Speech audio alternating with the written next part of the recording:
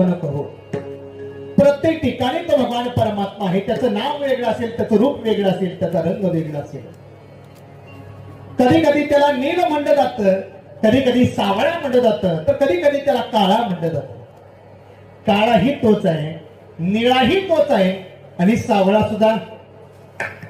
सावळे परब्रह्म आवडे या देवा मने मन राणी वागर केले. सावळा सुद्धा ज्ञानोबरांनी त्यालाच म्हणलं बरं का. पांडुरंगाचं वर्णन करत असताना ज्ञानोबरांनी सावळा सुद्धा त्यालाच म्हणलं.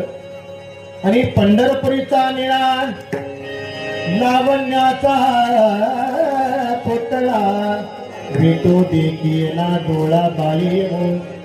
म्हणजे निळा सुद्धा कोणाला म्हणलं? पांडुरंगालाच म्हणलं. तर काळा म्हणत नाही. काहीचाच काळा आता काळा